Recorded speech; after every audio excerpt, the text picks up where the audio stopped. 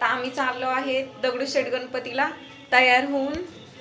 तर आम्ही पुण्यामध्ये आता पोहोचलेलो आहेत आणि गाडी आम्ही शनिवार वाड्याच्या इथे खाली नदीपात्राच्या इथे लावली होती आणि तिथून आम्ही चालत आलो होतो कारण खूप गर्दी होती, गाडी आतमध्ये एंट्री नव्हती गाडीला। आणि तुम्ही बघू शकता सगळ्यात पहिल्यांदा आपण कसबा गणपतीला आलेलो आहे। प्रचंड गर्दी होती, कसबा गणपतीला खूप मोठी लाईन होती। तर आम्ही लाईनमध्ये थांबून अर्धा पाऊण तास आमचा लाईनमध्ये गेला होता। त्यानंतर आपण गणपती बाप्पांचं दर्शन घेतलं। मानाचा हा पहिला गणपती आहे कसबा गणपती। खूप मस्त अशी डेकोरेशन ही केलेलं होतं। त्यानंतर एक मंडळाचा गणपती होता, तिथे केदारनाथचं डेकोरेशन केलेलं होतं। महादेवांचं केदारनाथ मंदिराचं खूप सुंदर डेकोरेशन केलेलं होतं आणि गणपती बाप्पांची मूर्ती खूप छान अशी होती, प्रसन्न वाटत होतं खूप। तुम्ही बघू शकता घर बसल्या तुम्ही सगळ्या गणपतींचे आता दर्शन करू शकतात। सगळे गणपती मी तुम्हाला दाखवण्यासाठी शूट केलेले आहेत। आता तुम्ही बघू शकता केवढी मोठी लाईन आहे दगडूशेठ गणपतीला। त्याआधी आपण साईबाबांचं दर्शन घेऊन इकडे रंगारी गणपती आहे तिथे आपण जाऊयात। त्यांचं डेकोरेशन ही खूप सुंदर होतं आणि इथे पुढे आल्यानंतर चला हवा येऊ द्या या प्रोग्राममधले इथे एक ॲक्ट्रेस आलेले होते। तर रंगारी गणपतीच्या समोर स्टेज होता, तिथे ते बोलत होते। आम्ही त्यांच्यासोबत फोटोही काढला आणि त्यानंतर आपण रंगारी गणपतीच्या इथे लाईनमध्ये थांबलो। लाईनमध्ये थांबल्यानंतर आपण गणपती बाप्पांचं दर्शन घेतलं। तुम्ही बघू शकता मस्त अशी मूर्ती होती आणि खूप सुंदर डेकोरेशन केलेलं होतं। त्यानंतर तिथे आजोबा होते असं वाटत होतं, विश्रांतीला बसले, खूप सुंदर होती मूर्ती। आता आपण दगडूशेठ गणपती बाप्पांच्या दर्शनाला चाललो आहोत। खूप सुंदर दृश्य होतं की एवढी गर्दी होती, म्हणजे आमची ना 2 तास त्या गर्दीमध्ये गेले। खूप मोठी गर्दी होती इथे।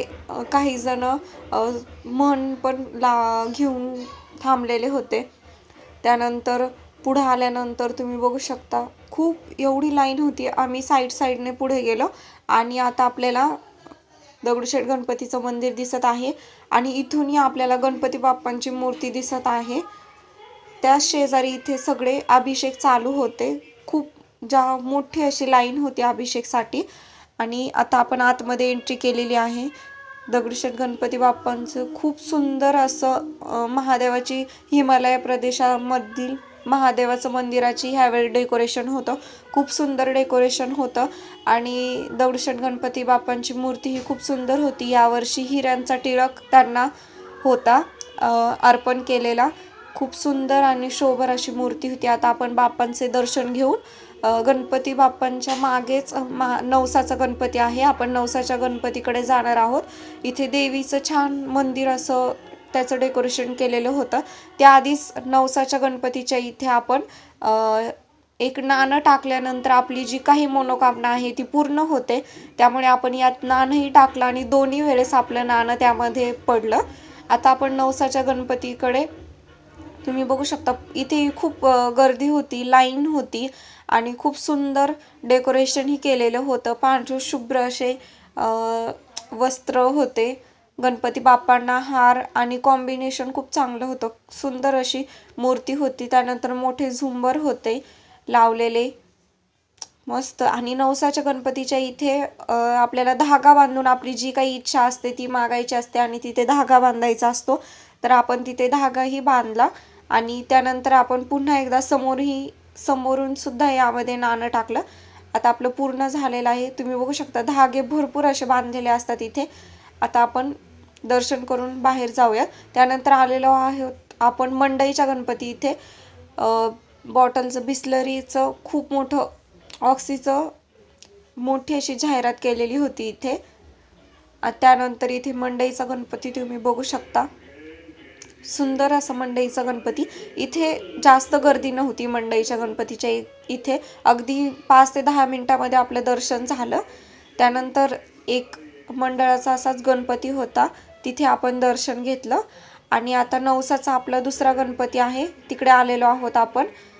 तो झाल्यानंतर आपण नवसाचा तिसरा गणपती केला, गुरुजी तालीम। आणि ह्याची मूर्ती खूप सुंदर होती। याचं दर्शन केल्यानंतर आपण मानाचा चौथ्या गणपतीकडे आलो, तुळशीबागचा गणपती। हा पूर्ण गणपती चांदीचा असतो, खूप सुंदर गणपती होता।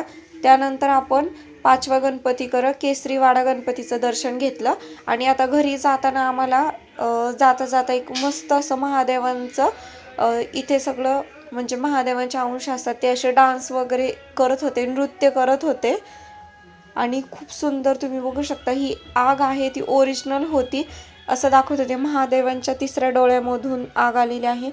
खूप सुंदर होतं आणि सगळे असे आहेत ते नृत्य करत होते आणि बरोबर मध्ये महादेवांची प्रतिमा आहे ते उभे होते.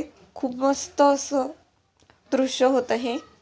आम्हाला जाता जाता नदी पात्र तुम्हाला माहिती असेल, नदी पात्राच्या इथे वरती तिथे आम्हाला हे दिसलं होतं नाटक. इथे मंडळाचा गणपती होता, ओम नवनाथ मित्रमंडळ यांचा गणपती होता आणि तिथे हे नृत्य नाट्य चालू होतं. खूप सुंदर होतं. अशाच प्रकारे आपण सगळ्या गणपतीचं दर्शन घेतलं. खूप छान वाटलं. काही गणपतीचं दर्शनही राहिलं कारण आम्ही रविवारी गेलो होतो. प्रचंड अशी गर्दी होती पुण्यामध्ये, खूप गर्दी होती, त्यामुळे काही गणपतीचं दर्शन राहिलं. पण आपण जे मानाचे 5 गणपती आहेत त्यांचं दर्शन केलेलं आहे आणि दगडूशेठ बाप्पांचं दर्शन. आणि तुम्ही बघू शकता एकदम आकर्षक आणि अंगाला काटा येईल असं दृश्य इथं होतं. खूप सुंदर मस्त असं होतं. आता अशाच ब्लॉगसोबत आपण पुन्हा एकदा भेटूयात. आत्ता आपण इथेच थांबूया. सुरेखा आरगडे ब्लॉगला तुम्ही सबस्क्राईब केलं नसेल तर सबस्क्राईब करा, लाईक करा आणि शेअर करा आणि कमेंट करून सांगा तुम्हाला हे नृत्य कसं वाटतं. खूप सुंदर महादेवांचं नृत्य होतं, अतिशय सुंदर. आपण पुन्हा एकदा भेटूयात. थँक्यू.